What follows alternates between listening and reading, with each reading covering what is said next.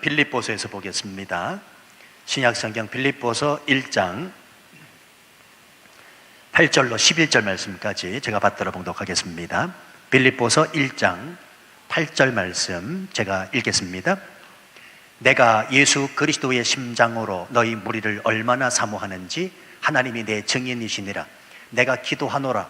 너희 사랑을 지식과 모든 총명으로 점점 더 풍성하게 하사 너희로 지극히 선한 것을 분별하며 또 진실하여 허물 없이 그리스도의 날까지 이르고 예수 그리스도로 말미암아 의의 열매가 가득하여 하나님의 영광과 찬송이 되기를 원하노라. 아멘. 한 번 더 기도하겠습니다.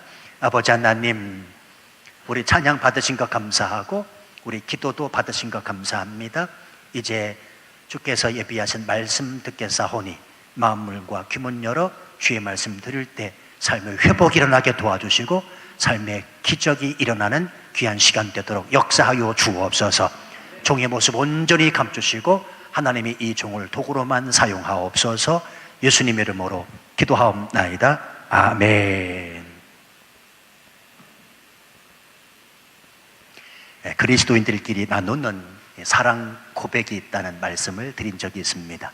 그건 다름이 아니라 내가 당신을 위해서 기도하겠습니다 라는 말이 내가 당신을 사랑합니다 라고 하는 표현이 됩니다. 그래서 여러분, 이게 굉장히 중요한데요, 내가 당신을 위해서 기도합니다, 이 말은 아무나 할 수 없습니다. 또 아무나 한다고 해서 그 기도가 응답되는 게 아니라는 말입니다. 내가 당신을 위해서 기도하겠습니다 라는 말은 그 사람을 사랑한다는 말이 됩니다. 사랑 없이 절대로 기도가 되지 않기 때문에 그렇습니다. 자, 예를 들어서 여러분은 아마 그럴 거리요, 여러분의 자녀를 위해서, 여러분의 가족들을 위해서 기도는 하실 겁니다. 그렇지요. 이유가 무엇입니까? 내 가족, 그리고 내 자녀, 내 아내와 남편 사랑하기 때문에 그렇습니다. 여러분, 교회를 사랑하십니까? 그러면 기도하지 말라고 해도 기도하실 거리요. 목사를 사랑하면, 그리고 나라와 민족을 사랑하면 기도하지 말라고 해도 기도가 절로 된다는 말입니다. 특별히 나라와 민족을 위해서 기도할 때 사실은 나와 좀 거리가 먼 것 같은 느낌이 들 때가 있습니다. 제가 그랬으니까요. 나라와 민족을 위해서 기도하라고 하는데 사실은 피부로 절감되지 않거든요. 내 자녀를 위해서 기도하는 것은 절감이 되는데, 실감이 되는데, 나라와 민족을 위해서는 그렇지 않거든요. 여러분, 나라와 민족을 사랑하면 나라와 민족을 위하여 기도가 가능합니다. 이런 의미에서 우리가 누군가를 위하여 기도한다라고 하는 것은 바로 그 사람을 사랑한다라고 하는 표현이 될 것입니다. 예전에 제가 한국에서 전도사 시절에 섬기던 교회에 이 신유 은사를 가지신 전도사님, 여자 전도사님 한 분이 계셨습니다. 이분이 그러시더라고요. 전도사님, 병든 자를 위해 기도할 때 제일 먼저 가져야 할 게 무엇인 줄 아십니까? 자기가 신유 은사를 하나님이 허락하셨습니다. 병든 자를 위해서 기도를 참 많이 하시는 분인데 이분이 저한테 그러셔요. 전도사님, 병든 자를 위해서 기도할 때 제일 먼저 가져야 할 것이 무엇인지 아십니까? 이 신유 은사자들이 제일 힘든 것은 사실 병고침이 아니라 그를 뜨겁게 사랑해야 하는데 사랑할 수 없는 것이 제일 힘들다 하더라고요. 제가 그 이야기를 들으면서 한편 이해가 됐습니다. 한번 생각해 보십시오. 어느 때는 기도받기 위해서 생판 모르시는 분들이 기도받겠다고 오십니다. 병 때문이기도 하겠지만 이 병을 앓고 계시는 분들은 아주 신경이 예민하시잖아요. 조그마한 일에도 상처를 받고 아주 예민하게 감정적으로 반응하시잖아요. 그러니까 아무리 신유 은사자라 할지라도 그들을 사랑하기가 쉽겠냐고요. 때문에 그 병든 자를 끌어안고 사랑하는 마음을 가지고 그의 아픈 마음이 자신에게 전달되어 와야 하는데 그렇지 못한 거로 힘들다, 어렵다라고 하는 말씀을 제가 듣게 됐습니다. 그렇습니다, 여러분. 사랑이 없는 기도, 간절함이 묻어나지 않습니다. 사랑이 없는 기도, 진지함도 없고요. 그래서 애끓는 기도가 되지 않습니다. 겟세마네 동산에서 땀이 땅에 떨어지는 빛같이 되기까지 기도하시는 우리 예수님의 기도를 한번 생각해 보시겠어요? 그분의 기도는 간절했고 진지했고 애끓는 기도였습니다. 뿐만 아니라 십자가에 못 박히시고 로마 군인들이 자신의 옷을 제비 뽑아 나누어 가지실 때 예수님께서 뭐라고 기도하십니까? 주여, 저들의 죄를 용서하여 주옵소서. 저들이 하는 일을 알지 못하나이다. 간절함과 진지함과 애끓는 그 마음을 가지고 하나님 앞에 기도하고 계십니다. 왜 그렇습니까? 인간을 사랑하시는 하나님 아버지의 그 마음이시기 때문에 그렇습니다. 오늘 본문의 말씀은 다른 말씀이 아니지요. 빌립보 교회와 교인들을 뜨겁게 사랑하는 사도 바울이 하나님 앞에 기도하는 내용인데요. 먼저 사도 바울이 빌립보 교회와 교인들을 어떻게 사랑하는지 우리 8절 말씀 다시 보시지요. 내가 예수 그리스도의 심장으로 너희 무리를 얼마나 사모하는지 하나님이 내 증인이시니라. 여러분, 저는요 이 말씀을 관찰하고 묵상하면서 얼마나 놀랐는지 모릅니다. 예수 그리스도의 심장으로 사랑한대요. 예수 그리스도의 심장으로 내가 너희를 사랑한다. 여러분, 예수 그리스도의 심장이 무엇입니까? 우리가 예수님의 십자가 죽음에 대한 직접적 사인을 일반적으로 과다출혈이다 이렇게 말을 하는데요. 그러나 사실 좀 더 자세히 관찰해 보면 그게 아니라는 것을 알 수가 있습니다. 여러분, 예수님은 갑자기 심장이 터져서 죽으셨습니다. 아십니까? 예수님은 갑자기 심장이 터져서 죽으셨다는 말입니다. 예수께서 다시 크게 소리 지르시고 영혼이 떠나시다는 성경의 말씀처럼 온 인류의 죄를 짊어지신 예수님, 극도의 스트레스와 긴장 그리고 죄의 괴로움에 견딜 수 없는 그 심정으로 예수님은 예수님 그 심장이 터져서 죽으셨다는 말입니다. 그리고는 이후에 로마 군병이 십자가 밑에서 십자가 위에 달리신 그 예수님의 옆구리를 창으로 찔렀을 때 그 창 끝이 심장에까지 닿은 겁니다.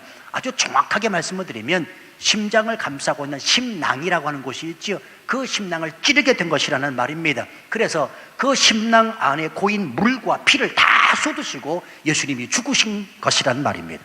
그러니까 창 때문이 아니라 과다출혈이 아니라 죄가 찌르는 그 고통 때문에 예수님은 심장이 터져 죽으셨다.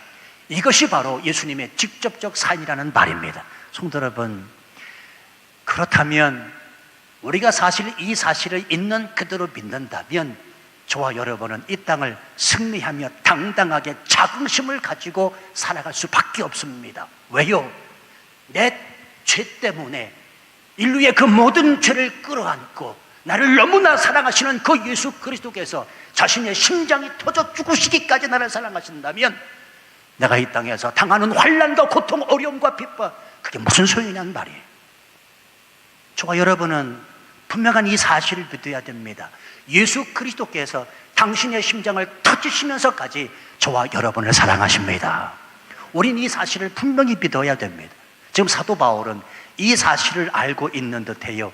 자신의 심장이 터져 나가면서까지 인류의 모든 죄를 담당하시고 죽으시는 예수 그리스도의 그 심장, 그러므로 바로 그 심장으로 빌립보 교회와 교인들을 사랑한다라고 말하는 겁니다. 이 말을 달리 바꾸면 무슨 뜻이냐면 내가 죽어도 사랑한다는 고백입니다. 내 목숨 내놓겠다라고 하는 고백입니다. 목숨을 내어놓는 사랑이요, 그 어떤 것도 내가 너희를 사랑하는 이 마음을 빼앗아갈 수 없다는 고백이기도 합니다. 살아도 예수, 죽어도 예수, 예수 그리스도 때문에 심장이 터지고 예수 그리스도 그분 때문에 머리가 쪼개지고 예수 그리스도 그분 때문에 육체가 부서지는 사람, 사도 바울에게 있어서 더 이상 그는 자신의 심장이 없습니다. 그에게는 오직 예수 그리스도의 심장만 있을 뿐이었고, 그래서 이 고백을 지금 하고 있다는 말입니다. 내가 예수 그리스도의 심장으로 너희 무리를 얼마나 사모하는지 아는가? 내가 예수 그리스도의 심장을 가졌노라. 그 예수 그리스도의 심장을 가지고 너희 무리를 이렇게 사랑한다. 자, 보십시오. 게다가 더 놀라운 사실은 이렇게 사랑한다고 하는 증인으로 누구를 앞세우고 있냐면 하나님이 내 증인이시라. 참 대단한 사람입니다. 하나님을 증인으로 내세우고 있습니다. 사랑의 오리지널, 사랑의 근원이신 그 하나님을 내세우면서 내가 너희를 얼마만큼 사랑하는지 하나님이 내 증인이라고 고백하고 있다는 말입니다. 무슨 얘기입니까? 내가 너희를 사랑하는 것이 거짓이 아니라 진짜라는 겁니다. 자, 중요한 것은 이와 같이 예수 그리스도의 심장을 가지고 사랑하면서 이 사랑이 진짜임을 하나님의 증인 삼고 바울이 한 일이 뭐냐면 굉장히 중요하죠. 9절 말씀에 내가 기도하노라. 기도한다는 말입니다. 다른 말이 필요 없습니다. 무언가를 생각하고 판단하고 따져보고 기도하는 것이 아니라 내가 예수 그리스도의 심장으로 너희 무리를 사랑한다. 하나님이 내 증인이시고 그러므로 이 심장을 가지고 너희를 사랑하는 이 사랑이 진짜일 것을 하나님이 내 증인이신데 그래서 내가 너희를 위하여 기도한다. 여러분 솔직히 말씀드리면 제가 이 말씀을 이렇게 묵상하면서 나는 목사인데 난 이렇게 기도하고 있는가? 난 교회를 위해서 그리고 성도를 위해서 정말 이렇게 기도하고 있는가? 성도 여러분 죄송합니다. 저는 이 말씀을 내 거울 앞에 비춰보면서 내 자신 이렇게 기도할 수 없는 것에 대해서 통탄했습니다. 아십니까? 이게 제 문제입니까? 그럼 여러분도 한번 생각해 보시지요. 여러분이 여러분의 자녀를 위해서 기도한다 그러고 나라와 민족을 위해서 기도한다 그러고 다른 어떤 사람들 위해 중보 기도할 때 예수 그리스도의 심장을 가지고 하나님이 내 증인이시라 이 기도는 진짜라고 생각하시면서 목숨을 내놓고 하나님 앞에 그렇게 기도하고 계십니까? 이 말씀이 반면 교사가 되어야 됩니다. 하나님께서 오늘 나에게 뭐라고 말씀하시는지 정말 기도가 무엇인지에 대해 말씀하시는 걸 깊이 깨달아 알 수 있어야 됩니다. 여러분 우리는요 기도할 때 이것저것 따지고 재고 기도하려고 합니다. 장소가 어떠느니 시간이 어떠느니 사람이 어떠느니 환경이 어떠느니 제가 장담합니다. 이런 사람은 절대 기도할 수 없는 사람입니다. 지금 사도 바울의 기도 장소는 어디입니까? 로마의 어두컴컴한 감옥 아닙니다. 그곳에서 이 마음을 가지고 기도하고 있습니다. 왜냐하면 예수 그리스도의 심장으로 정말로 거짓이 아니라 빌립보 교회와 교인들을 사랑하고 있기 때문에 그렇습니다. 그 예수 그리스도께서 자신에게 베푸신 은혜와 사랑이 무엇인지 너무나 잘 알고 있기에 견딜 수 없는 그 뜨거운 마음을 가지고 하나님이 내 적이되시라 담대히 말하면서 중보기도 하고 있다는 말입니다. 기도의 동기가 분명하지요? 성도 여러분 굉장히 중요한데요, 어느 분이 그러셔요. 자기가 기도하는 것을 녹음으로 들어봤대요. 여러분도 여러분의 기도 내용을 한 번쯤은 녹음해서 한번 들어보실 필요가 있습니다. 그랬더니 굉장히 쑥스럽기도 하고 부끄럽기도 했답니다. 내가 왜 기도하는가 또 어떻게 기도해야 하는가 한편 귀한 도움이 됐다는 말씀을 하시더라고요. 여러분 왜 기도하는가 어떻게 기도하고 있는가에 대한 기도의 동기가 분명히 해야 됩니다. 우리가 드리는 기도 그냥 드리는 기도일 수 없습니다. 기도가 정말 하나님이 우리에게 허락하신 특권이라면, 기도가 정말 하나님 앞에 상달되는 것을 믿는다면 우리가 드려지는 기도가 어떤 기도인지에 대하여, 기도의 내용이 무엇인지에 대하여 깊이 있게 생각할 필요가 있다는 말입니다. 그래서요, 우린 기도할 때 다음에 세 가지 질문을 제 자신에게, 내 자신에게 던지면 참 좋겠다는 생각을 합니다. 첫 번째는 나는 왜 하나님께 이것을 요구하는가입니다. 나는 왜 하나님께 이것을 요구하는가? 기도는 철저하게 내 뜻이 아니라 하나님의 뜻이 이루어지는 것입니다. 여러분 꼭 기억하십시오. 성공하고 출세하고 내 자녀 대학 들어가는 것, 이 목적을 이루지 않아도 우린 기도할 수 있어야 됩니다. 기도는 내 뜻을 이루는 게 아니라 하나님 아버지의 뜻을 이루는 것이기 때문에 그렇습니다. 하나님 아버지 그분 자체가 목적이 되지 못하고 내 개인의 목적을 이루기 위한 기도를 해서는 절대로 안 된다는 말입니다. 요즘에 새로 나온 신간이 있더라고요. 김영석 교수님이라고 아주 유명하신 분인데 아주 연세가 많으시지요. 이 김영석 교수님이 쓰신 교회 밖 하나님의 나라라는 책을 보면 이런 글귀가 있습니다.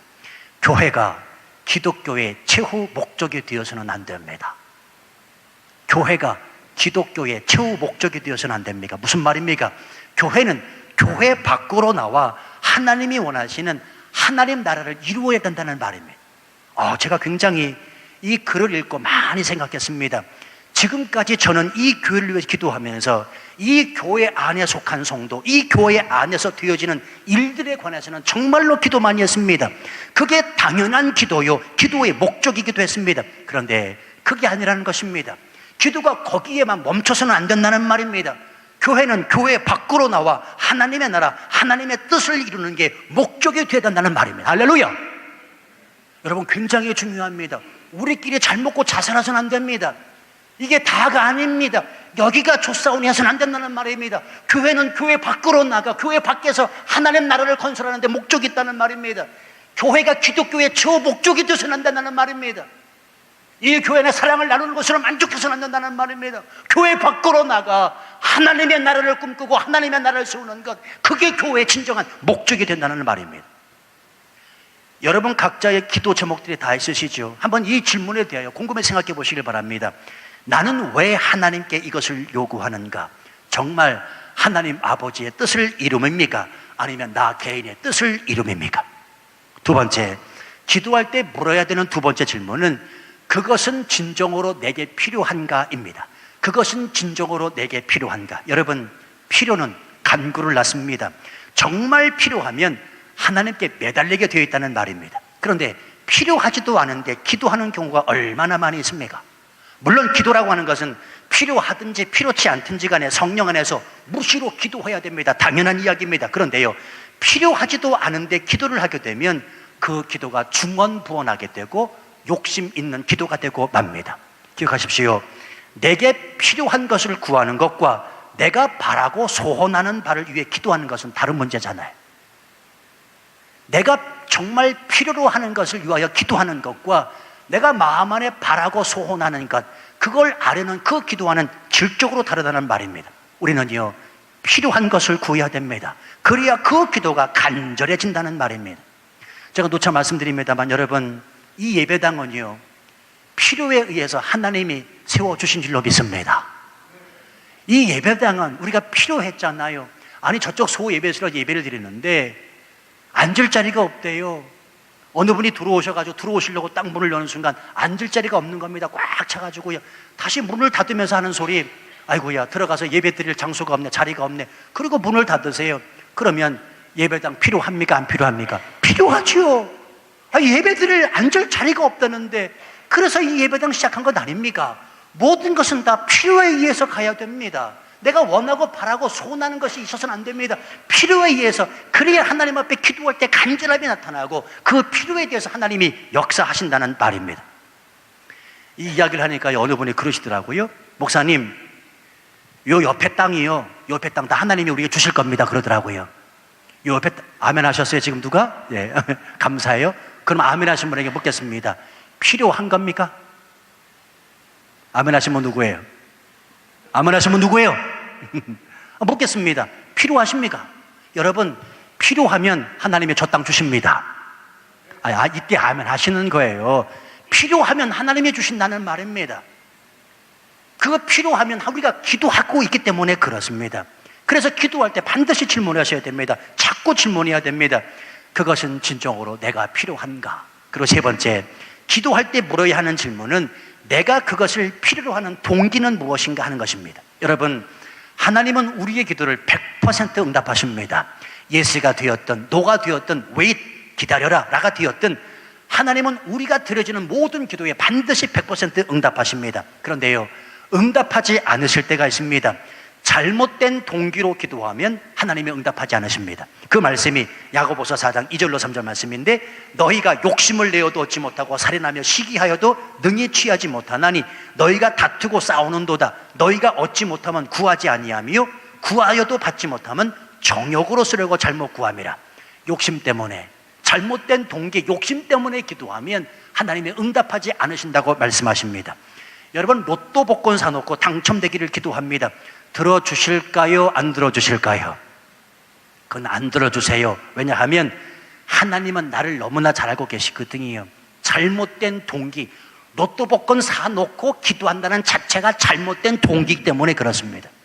아버지 하나님, 100억 당첨시켜 주시면 10억을 헌금하겠습니까? 이렇게 기도해도 들어주실까요? 안 들어주실까요? 안 들어주세요. 왜냐하면 100억 진짜로 당첨되면 10억 헌금 안 하는 걸 하나님은 잘 아시거든요. 기가 막히십니다. 여러분, 나보다 나를 더 잘 아시는 분이 하나님이십니다. 로또 복권 사는 그 자체가 잘못된 동기라는 말입니다. 그런데 지금 사도 바울의 이 기도 동기는 욕심이 아니고요, 자기 뜻을 관철시키기 위함도 아니었다는 것입니다. 그저 자신에게 베푸신 하나님의 은혜와 사랑, 그것이 빌립보 교인들을 위한 기도의 동기가 되어 있고, 그래서 그 뜨거운 예수 그리스도의 사랑의 마음을 가지고 오직 기도하고 있다는 말입니다. 그 기도의 내용은 두 가지입니다. 그 기도의 내용 두 가지. 첫 번째, 9절 말씀 다시 보시죠. 빌립보 교회와 교인들이 지식과 총명으로 사랑이 점점 더 풍성해지기를 기도하고 있습니다. 자, 그럼 여러분, 지금 사도 바울은 왜 이런 기도를 드릴까요? 성경을 여러분이 읽으시면서 이런 궁금증들을 많이 가지셔야 됩니다. 그건 다름이 아니라 빌립보 교회가 염려스러운 교회였기 때문에 그렇습니다. 우리가 빌립보 교회를 객관적으로 보면 아무런 염려가 없는 듯한 교회처럼 보입니다. 빌립보 교회를 처음 개척할 때 초기 몇 가지 어려움은 있었지만 좋은 동역자들과 함께 사도 바울이 시작을 하지요. 바울이 옥에 갇혀 있을 때 물심양면으로 사랑과 정성을 쏟아준 곳이 빌립보 교회와 성도들이었습니다. 그런데요, 이 빌립보 교회를 전체적으로 봤을 때 빌립보 교회는 사랑의 문제에서 실패한 교회였습니다. 그들 가운데 다툼이 있었고, 특히 뒷부분에 나옵니다만 다툼과 시기의 분쟁에 크게 달한 두 여성이 나오는데 바로 유오디아와 순두계라고 하는 여인입니다. 어느 교회나 이 여자분들이 조금 문제가 있는 것 같아요. 오해하지 마세요. 청마중학교도 여자가 문제가 있다는 말이 아니라 뭐 어느 교회나 다 마찬가지입니다만 이 빌립보 교회도 유오디아와 순두계라고 하는 이 두 여인이 문제였던 것 같아요. 골치가 아팠던 교회가 빌립보 교회였다는 말입니다. 언젠가도 말씀드렸지만 여러분, 교회는 문제가 없습니다. 교회는 절대로 문제가 있을 리가 없습니다. 문제 있는 성도가 있을 뿐입니다. 문제 있는 그 사람 때문에 그 교회가 문제가 발생한다는 말입니다. 꼭 기억하십시오. 그러니까 여러분들이 세상에 문제 없는 교회를 찾아다니는 건 그건 다 헛된 수고입니다. 세상에 문제 없는 교회는 없습니다. 왠 줄 아세요? 문제 있는 내가 그 교회 안에 속했기 때문에 그렇습니다. 그러니까 자꾸만 문제를 다른 사람에게 찾지 마세요. 내가 문제요. 내 탓이라는 말입니다. 저는요, 목사로서 이런 얘기 들으면 얼마나 답답한지 몰라요. 자기 자신은 못 봐요. 남의 눈 속에 있는 티는 보고 내 눈 속에 있는 들본을 깨닫지 못한다고요. 지금 빌립보 교회 안에 문제가 이 두 여인 때문에 발생했습니다. 사랑이 결여되고 있습니다. 그래서 지금 사도 바울은 이 말씀을, 이 기도를 하고 있다는 말입니다. 다시 보세요. 너희 사랑을 지식과 모든 총명으로를 가운데 집어넣고요, 가로쳐 놓고 너희 사랑을 점점 더 풍성하게 하옵소서. 결국 사랑이 있어야 된다. 사랑을 풍성하게 하옵소서라는 간절한 기도를 드리고 있다는 말입니다. 바꿔 말하면 빌립보 교회는 사랑이 없었다는 말입니다. 여러분, 감옥 안에서 이 기도를 드리는 사도 바울의 마음을 이해하실 수 있어야 됩니다. 어쩌면 지금 사순절을 보내고 있는 이 교회를 향해 십자가에 달리신 그 주님께서 저와 여러분을 향하여 주시는 말씀인지도 모르기 때문에 그렇습니다. 여러분이요, 사랑이 없는 교회 아닙니다. 다시 말씀드리면 뭐니 해도 교회는 사랑이 있어야 됩니다. 그 사랑이 교회 안에서 계속해서 풍성해져 나갈 때 우리가 하나님 앞에 영광을 올릴 수 있기 때문에 그래요. 바울처럼 예수 그리스도의 심장으로 사랑은 하지 못할지언정 사랑하려고 그래서 애는 한 번 쓰는 것, 그것이 바로 이 교회이어야 된다는 말입니다. 왜냐하면 교회는 그 십자가의 사랑으로 세워진 것이 분명하기 때문에 그렇습니다. 자, 그렇다면 어떻게 해야 이런 사랑을 주고받을 수 있을까? 지금 사도 바울은 그의 기도에서 비결을 가르쳐 줍니다. 잘 보세요. 9절 말씀. 사랑은 지식과 모든 총명으로 풍성해져야 된다라고 말씀합니다.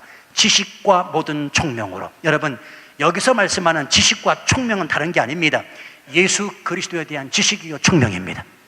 다시 말씀드리면 하나님의 본체 되신 예수 그리스도께서 이 땅에 낮고 천한 인간의 몸으로 이 땅에 오셔서 나의 죄를 사하시고 십자가로 죽기까지 복종하신 바로 이 지식, 바로 이 총명을 알아야 교회는, 그리고 교회 안에 속한 모든 성도는 사랑으로 풍성해진다라고 말씀하는 겁니다. 그러므로 중요한데요, 우리는 사랑하고자 애쓰기보다는 예수님에 대한 지식과 총명이 먼저 있어야 됩니다. 혹시나 우리 가정 안에 사랑이 없고 냉랭하다면, 이 교회 안에 사랑이 없고 느껴지지 않는다면 우리가 찾고 우리가 돌아가야 할 분이 누구냐면 예수 그리스도, 그분에 대한 지식과 총명을 알고자 애쓰는 것이라는 말입니다. 성도 여러분이요, 당신의 가정 안에, 이 교회 안에 풍성한 사랑을 원하십니까? 예수 그리스도가 정답입니다. 예수 그리스도, 그분 때문에 예수 그리스도의 지식과 총명 때문에 당신의 가정과 이 교회가 사랑으로 풍성함이 맞다는 이야기입니다. 제가 예를 한 가지 들어드릴게요. 주님의 이름으로 김 목사 여러분을 사랑합니다.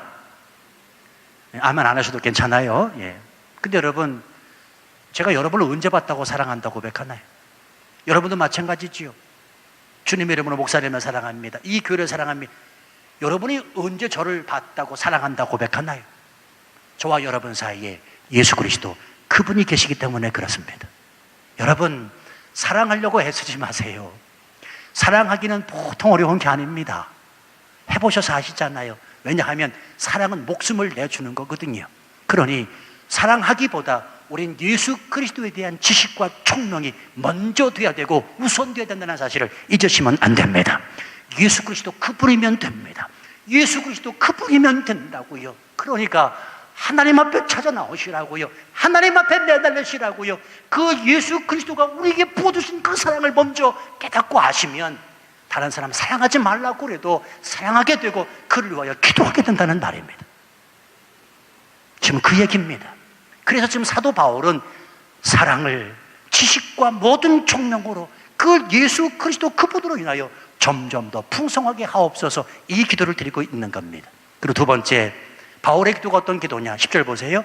지극히 선한 것을 분별하며 또 진실하여 허물 없이 그리스도의 날까지 이르기를 기도하고 있습니다. 여기서 지극히 선한 것이다라는 말은 하나님 앞에서 특출난 것, 하나님 앞에서 구별난 것, 하나님 앞에서 특별한 것을 의미합니다. 여러분, 성경에 말씀하는 모든 선은 하나님이십니다. 하나님은 선하시다. 하나님은 선하시다. 성경에 말씀하는 모든 선은 하나님을 말씀하고 있습니다. 그러니 오늘 본문의 말씀, 지극히 선한 것을 분별한다. 하나님 앞에서 특별한 것, 하나님 앞에서 특출난 것, 하나님 앞에서 구별된 것을 말한다는 말입니다. 지금 사도 바울이 또 이렇게 기도하는 이유가 있습니다. 빌립보 교회는 하나님 앞에서 특출나고 구별되고 특별한 교회가 되지 못했기 때문이에요. 머리에 물 탄 듯 좋은 게 좋다는 식으로 점차적으로 세상과 같이 변질되어 가는 교회, 그리고 세속화되어 가는 교회가 빌립보 교회였다는 말입니다. 그래서 지금 사도 바울은 이 기도를 하고 있는 겁니다. 하나님 앞에서 아주 특출나고 하나님 앞에서 구별되고 하나님 앞에서 특별한 교회, 진실함과 허물 없는 교회, 그리스도의 날까지 이룰 수 있는 그 교회, 빌립보 교회 되게 하여 주옵소서라고 하나님 앞에 기도하고 있다는 말입니다. 여러분이요, 이 기도가 치앙마이 중앙교회 기도 제목이 되어야 된다고 생각되지 않으십니까? 2000년 전에 사도 바울의 이 기도가 어쩌면 그렇게 21세기 테크놀로지 시대를 살아가는 오늘날 이 교회를 포함하여 한국교회 그리고 전 세계 교회를 향하여 꼭 필요한 기도 제목이라고 여겨지지 않으십니까? 오늘 그렇게 말씀을 받는다면 이 기도 제목을 가지고 우리는 하나님 앞에 기도해야 됩니다. 하나님이여, 이 땅의 교회가 하나님 앞에서 아주 특출나고 하나님 앞에서 구별되고 하나님 앞에서 특별한 교회, 그래서 진실함과 허물이 없는, 진실함이 있는 교회, 허물이 없는 교회, 그리스도의 날까지 이룰 수 있는, 예수 그리스도 이 땅에 다시 오실 때까지 이룰 수 있는 그 교회 되게 하여 주옵소서라고 기도할 수 있어야 된다는 말입니다. 보십시오, 이 간절한 기도가 하나님 앞에 송영 찬송이 되고 있습니다. 11절 말씀, 예수 그리스도로 말미암아 의의 열매가 가득하여 하나님의 영광과 찬송이 되기를 원하노라. 성도 여러분, 우리 한 주간 그리스도의 사랑을 가지고 또 하나님을 기대하면서 기도하는 우리의 기도가 하나님 앞에 송영 찬송, 그래서 하나님의 영광을 받으시는 기도 되기를 주님의 이름으로 축원합니다. 잊지 마십시오. 기도, 그것은 사랑의 시작입니다. 우리 함께 기도하겠습니다. 우리 찬양하면서 기도하죠. 우리 함께 기도합니다.